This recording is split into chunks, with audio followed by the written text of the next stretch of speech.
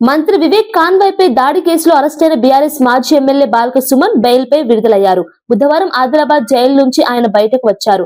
Kyathanpalli municipal ఎన్నికల సమయంలో జరిగిన గొడవకు సంబంధించి నమోదు చేసిన కేసులో బాల్క సుమన్ పోలీసులు అరెస్ట్ చేసి 14 రోజుల పాటు రిమాండ్ లో ఉంచారు. తేదీ నాడు భద్రాచలం సీతారాముల వారి దర్శనానికి మా కౌన్సిలర్లు పోతే అక్కడ 8 కార్లతోని కాంగ్రెస్ వాళ్ళు 2 కార్లల్లో పోలీసు వాళ్ళు పోయి మా వాళ్ళను ఎత్తుకపోయేటటువంటి కిడ్నాప్ చేసేటటువంటి ప్రయత్నం చేశారు. ఈ విషయం తెలిసి హైదరాబాద్ నుండి నేను వెళ్లి భద్రాచలం పోయి మా 14 మంది కౌన్సిలర్ల కుటుంబాలతో సహా వాళ్ళని తీసుకొని వచ్చి క్యాతన్పల్లిలోని మా నివాసంలో వాళ్ళకి బస ఏర్పాటు చేసుకొని అక్కడ ఉంచడం జరిగింది.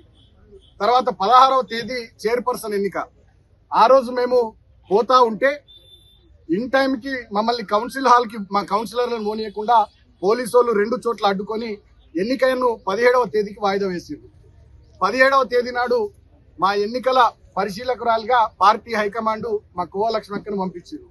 కోవా లక్ష్మక్క నేను కలిసి 14 మంది కౌన్సిలర్లను తీసుకొని మేము పోతా ఉంటే కౌన్సిల్ హాల్కు 2 కిలోమీటర్ల దూరంలో మమ్మల్ని ఆపిరు.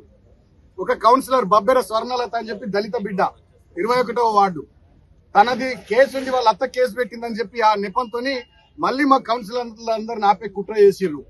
అయినప్పటికీ ఆమె గట్టిగా ఎదిరించి నేను నా ఇష్టంతోనే కేసీఆర్ నాయకత్వంలో సుమనన్న నాయకత్వంలో పనిచేస్తున్నా ఉన్నా అని చెప్పి గట్టిగా చెప్తే పోలీసు వాళ్ళు తూకముడ్చిరు.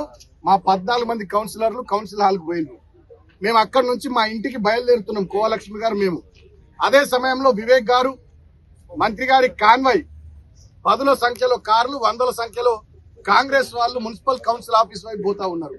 మేము ప్రశ్నించిన పోలీసు వాళ్ళను, మమ్మల్ని, నేను మాజీ ఎమ్మెల్యేను, మా కోవలక్ష్మక్క ప్రస్తుత ఎమ్మెల్యే, మా ఇద్దరిని కూడా కనీసం మీరు పోనీయకుండా 2 కిలోమీటర్ల దూరం లాపిర్రు, మరి కాంగ్రెస్ వాళ్ళని ఎట్లా పోనిస్తారంటే మా మీద లాఠీ చార్జ్ చేసిరు పోలీసు వాళ్ళు.